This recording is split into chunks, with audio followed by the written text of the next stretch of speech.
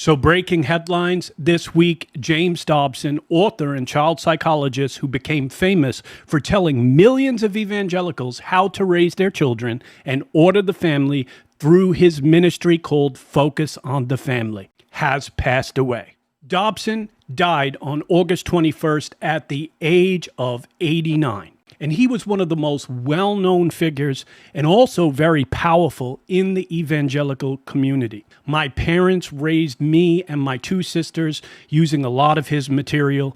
His books were always scattered throughout the house growing up. And he should be honored for his decades of service in the Christian church. And I want to share with you an amazing testimony about Dobson that few really know about, concerning Dr. Dobson's father, which altered the course of his life, highlighting the life-changing results which happen when parents take the time to put their family first, to focus on the family. This is one of the first things I thought about, among others. I'm going to do another video about James Dobson this week, too, with another great story that really impacted my life. But it was a testimony about James Dobson's father's role in his life and how this relationship ended up saving Dr. James Dobson's life and set the course of his life on the right track, okay? So coming into someone that has a heart for young adults and children, this is like right up my alley to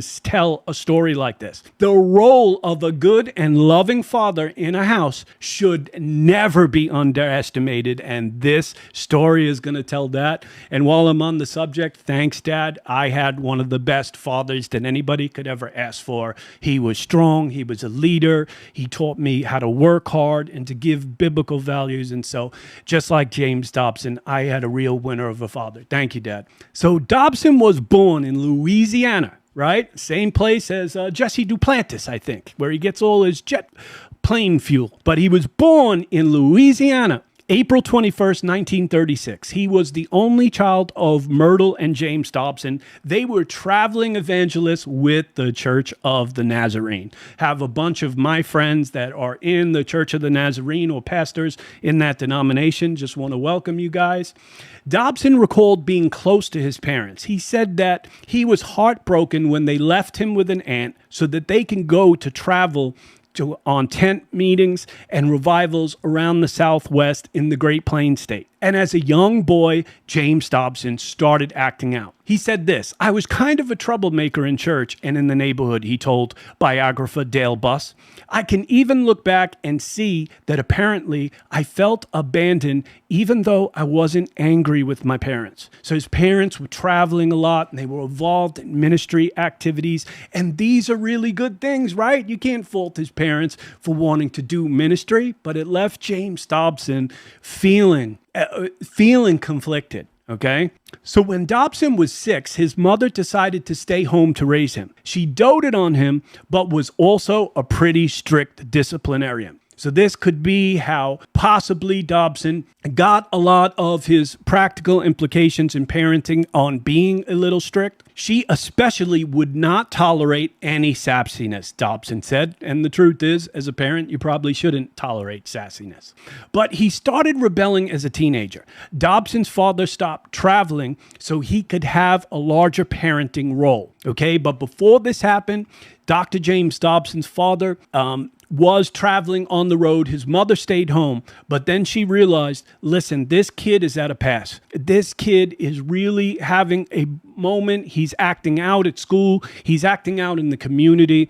And the mother realized, Myrtle, she called his father one day and said, listen, I need you home with this kid. This kid is at an impasse. He's having a really difficult time. He's being rebellious. He's acting out. Your son needs you. You can't be on the road. So Dobson's father made one of the critical decisions. And this is so key. Dobson's father stopped traveling so he could have a larger parenting role. So his family got moved to Texas right after this, where the elder Dobson took a job as a local pastor. So he stopped his evangelicalistic crusades and speaking abroad and got a job close to home where he could spend a lot more time with James Dobson. He came home and he canceled 4 years of meetings of being on the road in one stroke, in one decision, Dobson said. And he took a church order in order to be home with me. And Dobson said this: he saved me. He saved me. He was considered following his parents into ministry after all of this, was inspired by his classes at Pasadena College and to study psychology. Dobson went on later to earn a doctorate at the University of Southern California Medical School and do academic research at a children's hospital in Los Angeles. And the rest is history. So Dr. James Dobson went to help change the world through focus on the family, writing books, radio programs, and impacted the world through legislation and politics. Though, like I said, as a former youth pastor myself, I can't tell you how much this testimony impacted me, because I see this all the time. And this might be a wake-up call for some. Kids grow up to be teenagers where they learn to build their identity apart from their parents, and this is where we lose them. I saw this all the time in youth ministry and had many meetings with parents and students. I see this all the time. A young adult, either late in high school or in college, is on the fence. You're losing them. They're losing their faith. They're not behaving correctly. They're being influenced by all these outside offices, all these outside forces. And let me say this: if you're a pastor's kid or a ministry leader kid, they are under double attack than a regular kid. And you know me, our pastor growing up, they lived across the street from us. And man, these sons had such a difficult time, but they both grew up and ended up, I think one is a pastor today, but they had some really difficult times as teenagers. And I saw that. Being a pastor's kid or a ministry leader's kid is very hard, and we need to be in constant prayer for these people. So basically, I have a real heart for people's children that are in ministry because I see that the devil is gunning for them. But back to my point, a young adult late in high school or college is usually on the fence, whether it's morally, whether it's with their faith, whether it's with their identity, and they are crying out for help.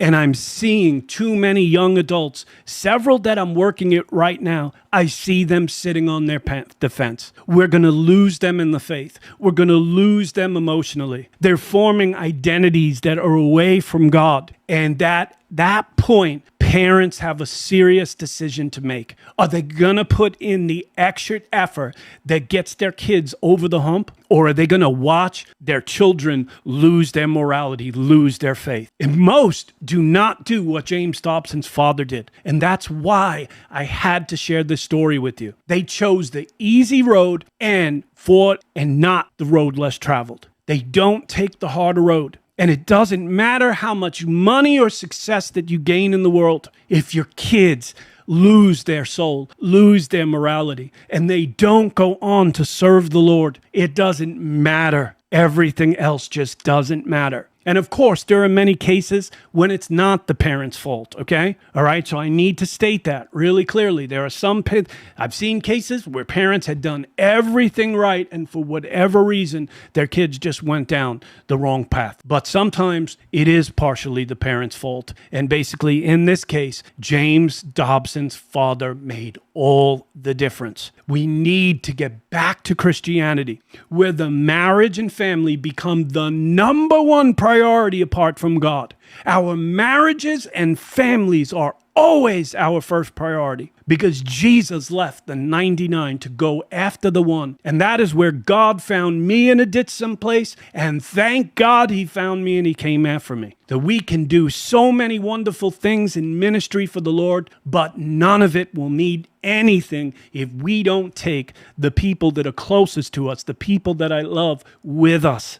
And this often can take a tremendous amount of effort, especially when you're losing a young adult in that time where they're trying to form their identity. This could take 2 or 3 years. In James Dobson's case, it took 4 years. But that was the best decision that father could ever make, because it set the course of this guy's life, and he went on to be the great James Dobson. So it's a lot harder to win the hearts and mind and souls of those closest to us. And this is a lot of times why we abdicate and pass on that, because it's really tough. But I would rather gain one in my family than 99 outside of my family.